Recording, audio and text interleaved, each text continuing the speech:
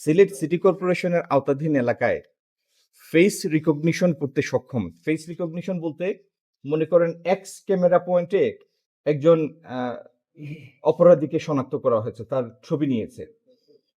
Y camera পয়েন্টে ওই ব্যক্তি গেলে ওয়াই ক্যামেরা এক্স এর এই তথ্যটা পাবে, শনাক্ত করতে পারবে। এইভাবে ফেসিয়াল রিকগনিশনে সক্ষম এআই ড্রিভেন ক্যামেরা, এটি সিলেট সিটি কর্পোরেশনের মাধ্যমে সিলেট সিটি কর্পোরেশনের আওতাধীন প্রত্যেকটা এলাকা এই মনিটরিং এর ব্যবস্থার জন্য আগামী দিন আমরা পদক্ষেপ নেব। মাননীয় স্বরাষ্ট্রমন্ত্রী মহোদয়ের সাথে গতকালকেও আমার কথা হয়েছে। আমরা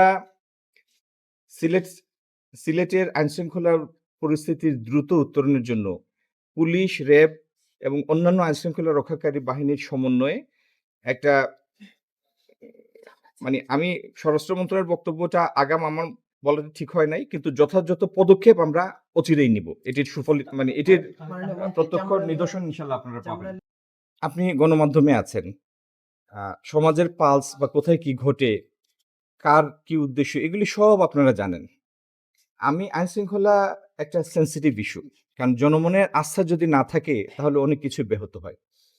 অপরাধীদের ধরার ব্যাপারে সরকারের বা আইন শৃঙ্খলা রক্ষাকারী বাহিনীর, স্বরাষ্ট্র মন্ত্রণালয়ের কমিটমেন্টের যে ন্যূনতম কোনো অভাব নাই, এটা তো সবাই স্বীকার করবে। আর বিচারিক একটা প্রক্রিয়া আছে, আপনি ইচ্ছা করলেও পরের দিন কাউকে শাস্তি দিতে পারবেন না। তো সেই বিচারিক প্রক্রিয়ার মধ্যেই ডিএনএ রেজাল্ট, টেস্টের রেজাল্ট আনা ইত্যাদি আছে। এই জাতীয় যতগুলি ঘটনা ঘটেছে প্রত্যেকটার সুষ্ঠু বিচার সাপেক্ষে ইনশাল্লাহ দৃষ্টান্তমূলক শাস্তির ব্যবস্থা।